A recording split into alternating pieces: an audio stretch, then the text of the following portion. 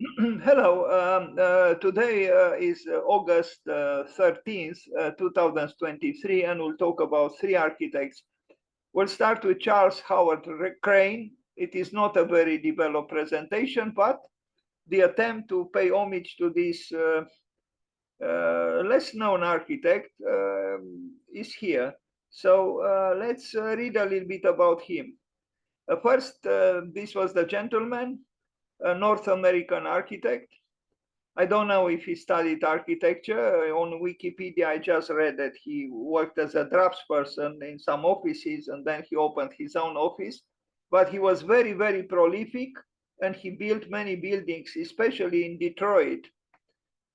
Charles Howard Crane, as you see, born on August 13th, 1885, and died one day later, but in 1952, was an American architect who was primarily active in Detroit, Michigan. His designs include Detroit's Fox Theater and Olympia Stadium, as well as Levesque Tower in Columbus, Ohio, which remains that city's second tallest building. And we are going to see both Levesque Tower and the Fox Theater in Detroit. Born in Hartford, Connecticut, Crane moved to Detroit in 1904. He worked as a draftsman for several architectural firms, including Albert Kahn, Associates, Smith, Hinchman and Grills, and the office of Gustav Müller, before opening his own office in 1908. So he opened his office at 23, and no mention of his studies of architecture. Like Thomas Lamb and John Eberson, Crane specialized in the design of movie palaces in North America. Crane's career could include some 250 theaters in total, unbelievable, with 62 of them in the Detroit area. His 5,174-seat Detroit Fox Theater was the largest of the Fox theaters. The 4,500-seat Fox Theater in St. Louis was its slightly smaller architectural near twin. These were considered to have been his architectural masterpieces. Among the 5 massive Fox theaters, Crane also designed the Brooklyn Fox, 4,088 seats, but it was demolished. That's what the word razed means. And I mean, it's a brutal word, no? Razed. Jean Nouvel would say it's the injustice of time, and in this case, the injustice of man. Crane also designed Olympia Stadium in Detroit Olympia, which eventually had seating for 13,375 plus standing room for 3,300. So, close to 20,000 people. Used by the Detroit Red Wings, was raised itself in 1987. A lot of raising, a lot of demolishing. What can you do? If the elements don't destroy a building, the human beings do the job. Crane also designed many office buildings. Most of his many downtown Detroit movie palaces had attached office towers that he designed. The Fox, United Artists, State Capitol, and so on. However, Crane's office tower masterpiece is the 47-story, 555 feet tall Levesque Tower in Columbus, Ohio, which we are going to see. Due to the 1929 Great Depression, Crane's theater and office building commissions dried up. He became disillusioned and in 1930 moved to London, England, although he kept his Detroit office open for many years after moving. Crane designed many cinemas across Britain, but in much tamer designs than his American movie palaces. Crane's most famous UK commission was Earl's Court Exhibition Centre, an art modern convention center that opened in 1937. It closed in 2014 and was demolished between 2015 and 2017. We begin now. I only show 2 major works by him, Levesque Tower and the Fox Theater in Detroit. We begin with the Levesque Tower in Columbus, Ohio, the capital of Ohio. And this is the tower, the second tallest still in the downtown Columbus. A depressing city, if you ask me, but it has a few so-called jewels. Still, his building, I think, stands out. You know, the others are more bulky and somehow more brutal. There is a little bit more grace here, and it might be that the grace derives from, you know, its historicism. Here we see another picture with Crane's Levesque Tower, and one from the air. As you can see, the buildings, you know, more recent buildings around it are much more bulky and, you know, lacking refinement and certainly lacking grace. And look at the level of details here. You know, I mean, who would do something like this today? But my question is, by not doing something like this today, do we actually gain anything? Because whatever our taste, still I would say that, you know, such statuary or sculptural works do add something to the building. Even when they are not so-called masterpieces of, you know, plastic art. But there is a richness here, a certain richness that adds to the, you know, to the power of the aesthetical power of the building. So those who contest the value of ornament should think twice, I think. I mean, yes, we are very busy to run home and lay on the sofa exhausted and watch some nonsense soap operas on TV. But, you know, the same human beings could be employed to carve some mythological or less mythical figures for some building. Which activity would be more beneficial to themselves and to society? So this is the tower. Otherwise, with a silhouette moderately modern, but at the top, it aspired towards something else. And at the bottom, but it's not a bad building. You know, it's not very adventurous, perhaps, but when you consider that Chicago also gave the first prize to the neo-Gothic building by Raymond Hood for the Chicago Tribune, you know, this was not a singular event. In fact, I'm tempted to pay some more attention to these Beaux-Arts products of North America in the process of becoming more so-called modern, or the famous Brave New World. At night, now they discovered that if they used various colors, you know, with artificial lighting, the effects on the aesthetics and the architecture of Columbus, Ohio could be, you know, important. Again, what would you have obtained if the decorations, the ornaments, the sculptural work were missing? The richness of what we look at derives from exactly these banished things or entities from modernism.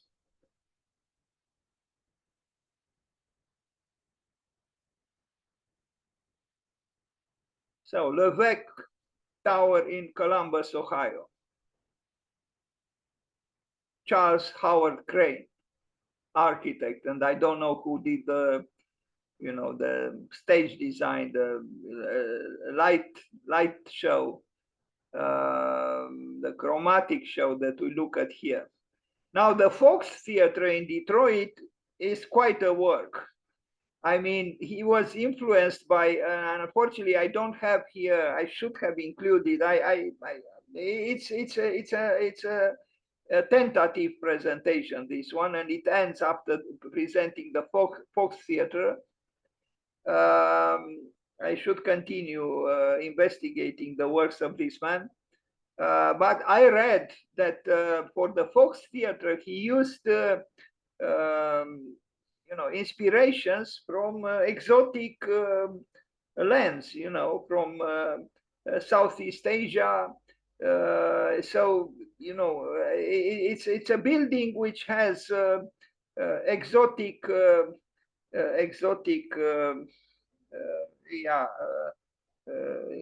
influences.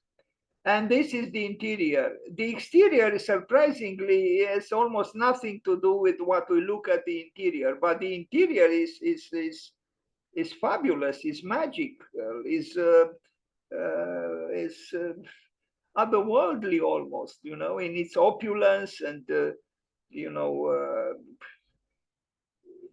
yes, there are many influences here, but I think the exoticism of faraway lands has a positive impact on it. Because after all, a movie palace, a movie theater is a place to invite to the exoticism of the movie, an escape from reality. It's about escape essentially, and the theater in its architecture is conducive to this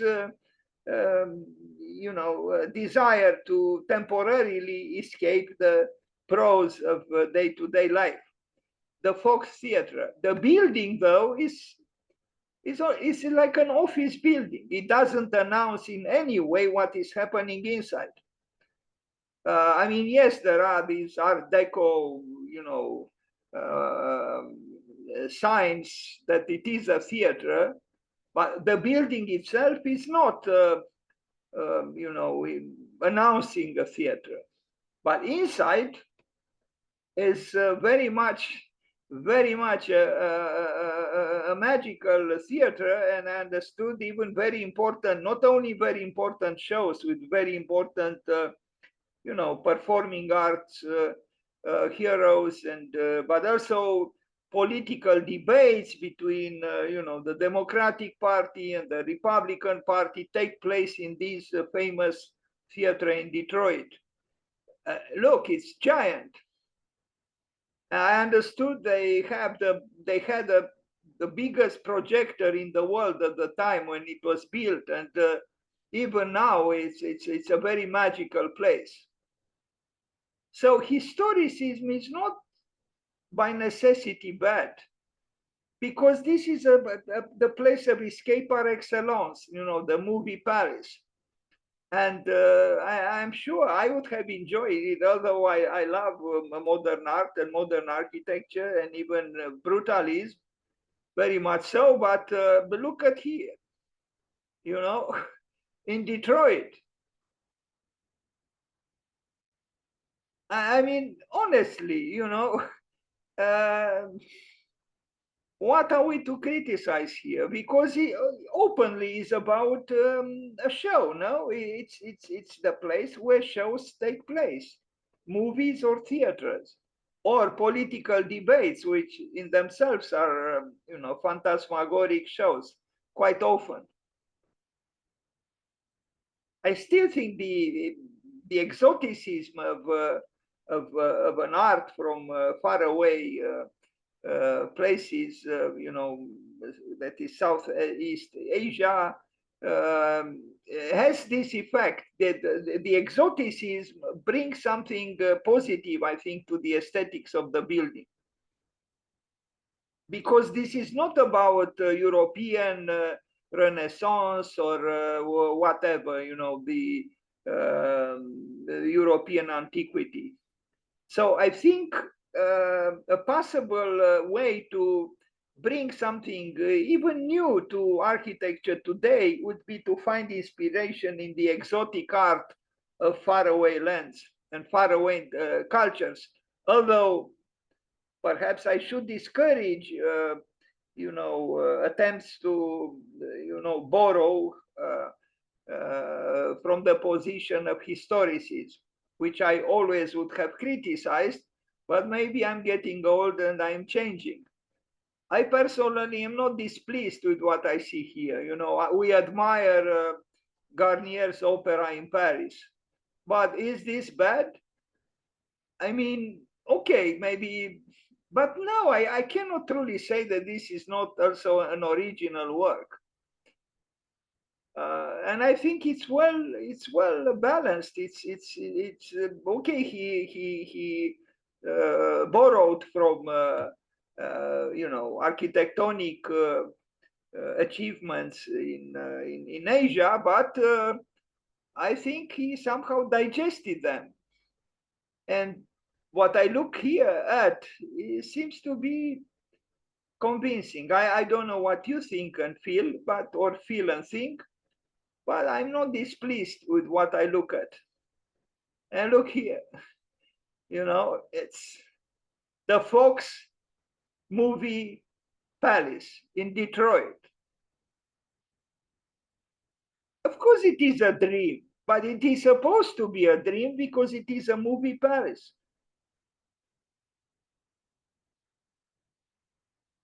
And the interior is vast. They even have, private rooms that can be rented, and I'm sure, they are expensive and all the rest. They are not for proletarians.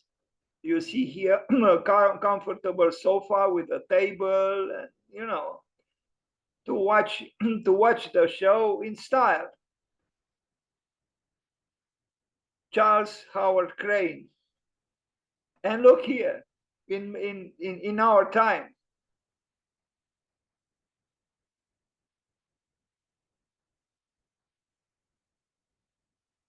I don't think a so-called modern theater would have been better than this one.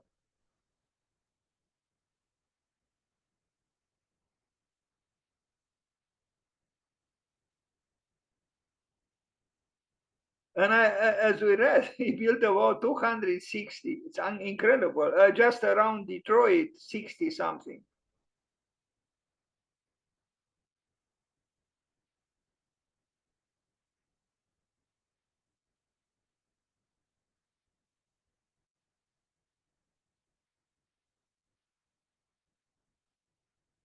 This man was 2 years the senior of Le Corbusier, meaning 2 years older than Le Corbusier. This man was completely unknown to me until maybe a year or two ago.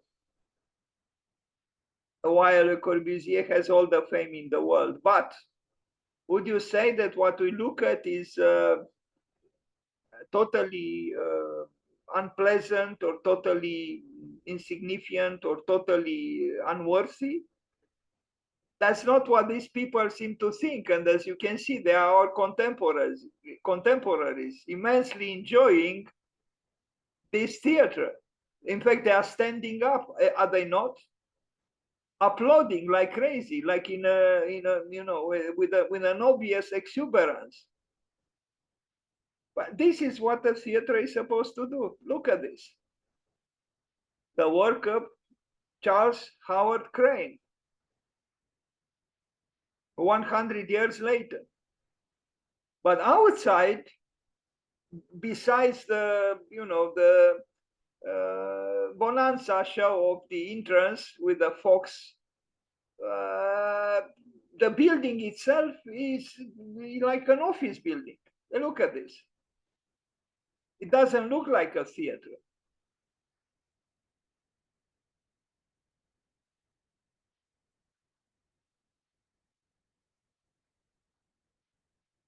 I'm curious about this architect. I want to see more works done by him. That was it for the moment. So let's wish him happy birthday, though.